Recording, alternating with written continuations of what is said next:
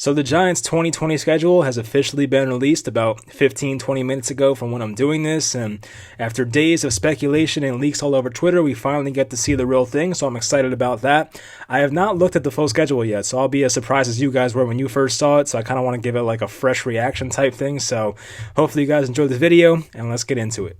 So week one I heard about already probably an hour ago that we're opening Monday Night Football against the Pittsburgh Steelers, which is actually going to sound pretty fun. It does sound fun. I mean, it's better than playing the Cowboys once again. So I'm pretty happy about that. I'm not happy about the opponent because that's a game where probably going to start off 0-1 if I'm being honest. I'm not going to do a whole schedule prediction here, but that is a tough matchup. Their defense is for real. I would say top 5, top 3 in the league.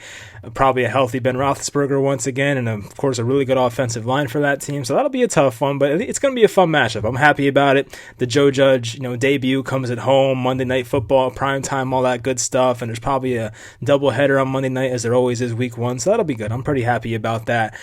Week two we have the Chicago Bears. We're at Chicago, 1:00 game. So we played them last year. I forget if it was a 1:00 or 4:00, but the Giants lost that game by I forget how many, 10 points maybe or something like that. So that was a game they lost last year, and they have Nick Foles, Mitch Trubisky. I'm not sure who their quarterback's going to be next year, but definitely one of those guys, I feel like. So, of course, their defense is legit, so that's probably going to be a tough one. They're playing some tough defenses to start off this season. I can tell already by looking at this thing. So, week three is home against the defending NFC champions, the San Francisco 49ers, a 1:00 game. It's another one that's going to be very tough. Their defense is legit. Their offense can put up points. They have one of the better coaches in football, so that'll be a tough one in week three. And in week four, they're at the LA Rams, and this is a team that, of course, had the Super Bowl hangover last year, but, their roster is still very good. They might be in a bad situation in a few years because they don't have many of their own first-round picks in the future, but that team on paper is still pretty legit. It's a 4:00 game. You're going to the West Coast, so that's probably going to be a tough one. Then week five, they're at Dallas, a 4:25 game. I'm assuming this is a Joe Buck, Troy Aikman game. It has that written all over it. So we don't play Dallas till week five, which is actually pretty refreshing and different for once. So, Dallas, as always, they have a good roster, very talented. It's another good defense, so we'll see how they do against them. And week six, this is probably the easiest one right here that I've seen so far, is versus Washington, 1 p.m. So that's at home. They won that game last year. Jabril Peppers had the pick 6 on Haskins. I have no idea who's going to play quarterback for the Redskins this year. We don't know. It's probably going to be Haskins, but there's rumors that Alex Smith's coming back now. We have no idea. So we'll see once we get to week 6. And week 7 is at Philadelphia on a short week, Thursday Night Football. So the Giants they seem to never win in Philly. It's been a long time, I feel like. I can't remember the last time they won in Philly, so especially on Thursday night. They played them Thursday night in Philly in 2016. I think that was their good year. They were wearing those really cool white uniforms that game, but they lost that one, so they have not won in Philly in a long time. Week 8 is the Tom Brady game. It's a Monday night game, so they have a lot of time off. They don't play from Thursday all the way till Monday in week 8, so that's a lot of time off. That's a good thing for this game. And I think Alex said on Twitter, this would be a really good game to have Eli Manning's number retired. It would be a very perfect scenario because they're playing against Tom Brady, and it's a Monday night prime game at home, so I feel like that'd be a perfect scenario to have Eli Manning's jersey retired. Hopefully there's fans in the stadium by then. We'll see. Of course, that depends on it as well. So week 9 now, they're going to be at Washington's, another one that's probably kind of easy. I don't want to say the Redskins are a pushover, but compared to the rest of the schedule, it's going to be one of the easier matchups probably. This time they're at Washington. Last year they played them in week 16, I think it was, and they had that thrilling overtime victory to Caden Smith, so that was a good game. Week 10 against Philadelphia, so that's a 1 p.m. game at home.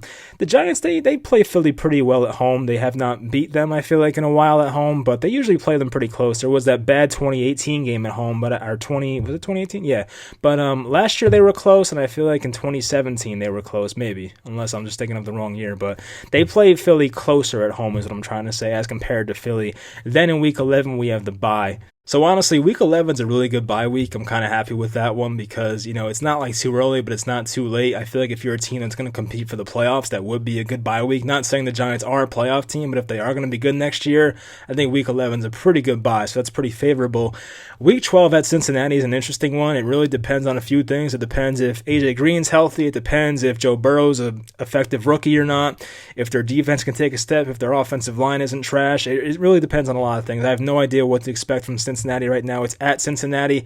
I remember in 2010, maybe, the Giants played at Cincinnati and got their doors blown off. I don't even know if Carson Palmer or Andy Dalton was the quarterback back then. I have no idea, but that was a whole different team. No one's on the roster from back then, so who cares? But Week 13, they'll be at Seattle, 4 p.m.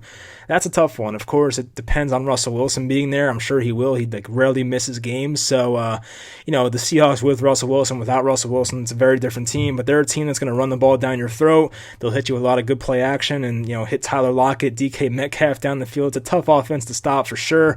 So that's definitely tough playing in Seattle. Then they're against Arizona at home, Week 14, 1 p.m. I think Arizona's a much improved team. Of course, they added Isaiah Simmons, a guy that a lot of the Giants fans wanted. And, they added Josh Jones, a couple other prospects. They have a lot of good year two players that should improve as well. I think Kyler Murray's going to be a superstar one day. They added DeAndre Hopkins. They have Larry Fitzgerald, Christian Kirk, and a basically unstoppable offense on paper.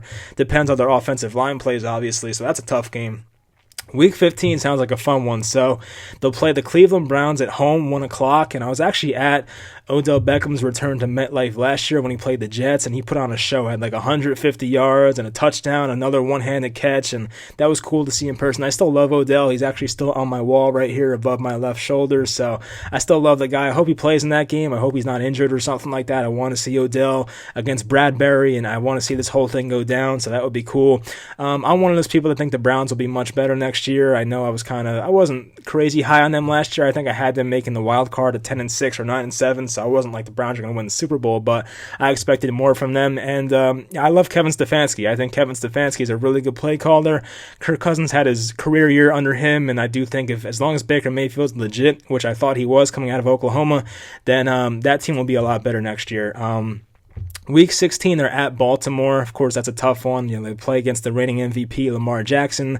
Just like Seattle, that's one of the best running teams in football. So the Giants luckily have some good run stoppers on their team. So guys like Dexter Lawrence, Dalvin Tomlinson, Leonard Williams have to be on top of their game for that one. Even Blake Martinez. So those guys have to play at a very high level and keep that game close. Hopefully, the Ravens secondary is very legit. It was one of the best ones in the football last year. And then finally, Week 17 against Dallas is 1 p.m. So the Giants played against Dallas at home in week 17 in 2018, I believe. That was a high-scoring game, and I think they lost that one like 38-35. So I don't think they've beaten Dallas at home in a long time, but still, they might keep that one close. I really have no idea. It's maybe Dallas is resting their players. Then I have no idea. So it's May. I have no idea what's going to happen in late December, early January, but we'll see. So overall, it's a pretty tough schedule. That's my reaction to this. It's a tough schedule for sure. So I'm trying to see which games are easier. I think the games against Washington, of course, Week 6 is at home. Week 9 is at Washington. Those two games are pretty winnable, I would say. Who knows what they expect from them? I'm not really a Dwayne Haskins believer. Week 12, Cincinnati might be easy, but then again, that could be a really good offense. And what if Zach Taylor's this really good play caller? And I think Joe Burrow is phenomenal. I know some people don't like Joe Burrow because he's already 24 years old. That really matters. But the guy had one of the best college football seasons we've ever seen, and I think he might be a really good player one day. Not sure if it'll happen his rookie year, but they could be a really good team on offense. Obviously, their defense is kind of questionable, but we'll see if the Giants can put up points against them. But everything else seems pretty hard. I would say maybe outside of Chicago, everything is a pretty hard game. Even playing in Chicago is a tough game, so I can't really say that. So Pittsburgh's tough, Chicago's tough, San Francisco's tough, the Rams are tough, Dallas is tough, Philly, Tampa Bay, Philly again, Seattle, Arizona, Cleveland, Baltimore. That's 13 hard matchups in my opinion. So I'm not saying the Giants are going to go 3-13 next year, but this is a tough. I have not looked at other team schedules, so maybe I'm overreacting here, but this seems like a tough schedule. I could be wrong, but let me know in the comments what you think the record will be next year. Of course, I'm not going to force you to do that because I personally don't like to do. I don't want to put myself on the spot and be like, oh yeah, this team's going to go 8-8 and have them go 5-11 next year. That would not be a good look. So I'm going to wait till probably August or so to actually see this team play in preseason and know what they're all about. They could add some veterans later in the season or later in the off season as well, so that's something you have to wait for. But guys can get hurt and stuff like that. So I'll hold off on the prediction video. I'll probably do that one in like August or so. But based on their opponents and assuming these guys stay healthy, it'll be a tough schedule for sure. But I don't know. I'm just excited though. I hope the season plays out this year. Of course, we don't know what's going to happen with the COVID-19 stuff. So, there might be no fans in the stands, but if I can still watch the Giants on my couch every Sunday, I would be pretty happy about it. I don't go to games anyway. It's very rare for me to attend the football game, so I'd be fine watching them on my couch. It'd be pretty weird with no fans, but I can deal with it, I think. So, hopefully the season happens. It's a tough schedule, but, let's just put it this way. If they happen to not play in 2020, at least we avoid this tough schedule. So that's the bright side. If there is no football in 2020, which I really hope there's not, the one positive is the Giants will avoid this very tough schedule unless they push it back to 2021, which is possible. So forget I said that. But anyway, hopefully you guys enjoyed this video. Leave me your reactions in the comments about the schedule, and I'll talk to you guys next time.